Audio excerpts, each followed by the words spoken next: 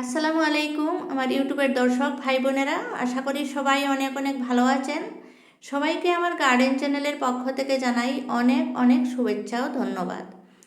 যারা আমার চ্যানেলে আজকেই প্রথম এসেছেন তাদেরকে বলছি, আপনারাও যদি ফুলের বাগান ও সবজির বাগান করে ভালোবাসেন তাহলে অতি অবশ্যই আমার চ্যানেলটাকে সাবস্ক্রাইব করে দিয়ে আমাকে এগিয়ে যেতে সহায় করবেন।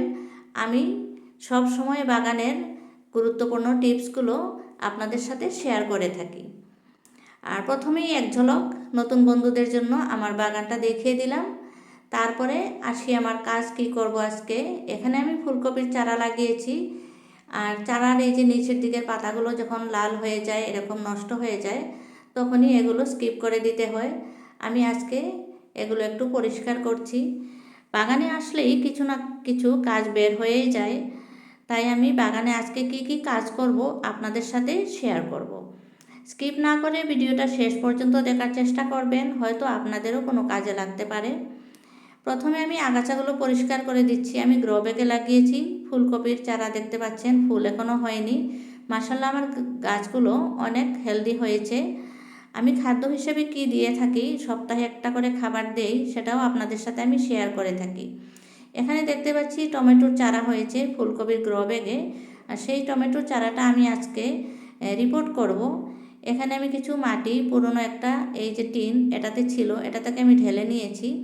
আর এটাতে আবার নতুন মাটি দিয়েছি। সাথে এই যে দেখুন, এগুলো পেঁয়াজের খোসা ভিজিয়ে রেখেছিলাম, তার সাথে এক মুষ্টি পরিমাণ অ্যাপসন সল্ট দিয়ে আমি টিনটা রেডি করলাম। তারপরে আমি ওই যে চারা দেখেছি ফুলকপির গ্রো ব্যাগের মধ্যে টমেটোর চারা, দুটো গ্রো ব্যাগে দুটো চারা দেখেছি, অনেক বড় হয়ে গেছে। সেগুলোকে সরিয়ে না আনলে আমার ফুলকপির গাছের সমস্ত খাদ্য এই টমেটোর গাছটাই খেয়ে নেবে। তাই আমি কি এই চারাটা সরিয়ে এই টিনটাতে মাটি রেডি করে এটাতে লাগিয়ে দিলাম। একে একে দুটো চারাই আমি এনে এখানে একই টবে দুটো চারাকে সংস্থাপন করে দিলাম, বসিয়ে দিলাম।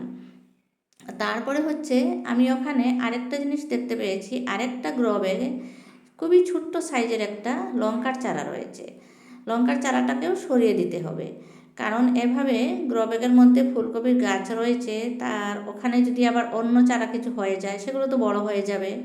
বড় হয়ে যাওয়ার পরে যে খাদ্যটা ফুলকপির গাছ পাবে, সেই খাদ্যটা এই দুটো গাছের মধ্যে ভাগ হয়ে গেলে গাছটা এমনিতেই আনহেলদি হয়ে যাবে। তার জন্য আমি এক একটা গ্রো ব্যাগে এক একটা করেই ফুলকপির গাছ রেখেছি। আর সেখানে যদি অন্য গাছ হয়ে গেছে সেগুলোকে আমি সরিয়ে দিই। আগাছা অনেক হয়েছিল, আগাছাগুলো পরিষ্কার করে দিলাম। ঘাস ঠাস অনেক হয়ে যায়, গাছগুলোকে সব সময় দেখাশোনা করতে হয়। আর বাগানের পরিচর্যা তো অবশ্যই। এখানে একটা টবে মূলা রয়েছে, ফুল হয়ে গেছে, দেখুন মূলার শাকগুলো খাওয়া হয়েছে, আর যেগুলো রয়েছে এগুলোতে ফুল হয়ে গেছে, তাই এটাকে আমি একদম সব ঢেলে ফেলে দিলাম। আর এই টবে আমি নতুন মাটি দিয়ে, এখানে টবের নিচে যে পাথরটা ছিল সেটাই আমি ড্রেন হলে বসিয়ে দিলাম প্রথমে।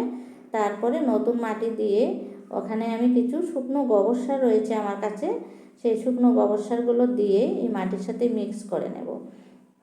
এই যে সেই গোবর সার কালো হয়েছে, একদম শুকনো, এগুলো দিয়ে তারপরে মিক্স করে নিয়ে সেই লঙ্কার চারাটা বসিয়ে দেব।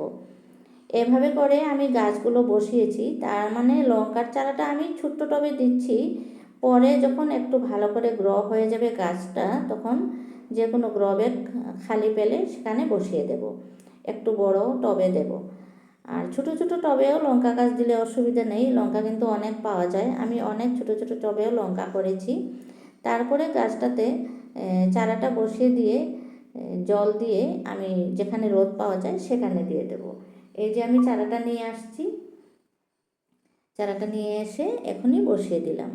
বন্ধুরা, আমি অনেক দিন থেকে দেখতে পাচ্ছি আমার ভিউ কমে গেছে, আমার ইউটিউবের ভিডিওতে ভিউ অনেক কমে গেছে। আজকাল আপনারা আমার ভিডিও কেন জানি না পছন্দ করছেন না, তবু আমি ধৈর্য সহকারে কাজ করেই চলেছি। কারণ বাগান যেহেতু আছে, বাগানের কাজ তো আমার করতেই হবে, তার সাথে আমি একটা দুটো ভিডিও আপলোড দিই। এই যে টমেটো চারা বসালাম, সেই চারা দেখুন কত হেলদি, কত সুস্থ হয়েছে, সুন্দর হয়ে গেছে দুটো চারাই একসাথে। তারপরে যে লঙ্কার চারাটা বসিয়েছিলাম সেটা দেখিয়ে দিচ্ছি, সেটা এই যে এটা একদম ছোট। তারপরে হচ্ছে নিজের হাতের বাগান করে গাছে যখন কোনো ফল দেখা যায় কোনো সবজি দেখা যায়, কত যে ভালো লাগে। যারা বাগান করেন তারাই নিশ্চয় বুঝতে পারবেন। আপনারা সবাই বাগান করুন, সুস্থ থাকুন, সবার মঙ্গল কামনা করে আজকের ভিডিও থেকে আমি এখানে বিদায় নিতে চলেছি। সবাই ভালো থাকুন, সুস্থ থাকুন। আর যদি একটুখানি জায়গা থাকে তাহলে একটু কষ্ট করুন, বাগান করুন, খুবই ভালো লাগবে। বাগান করলে আপনাদের শরীর মন দুটোই সুস্থ থাকবে। Happy gardening.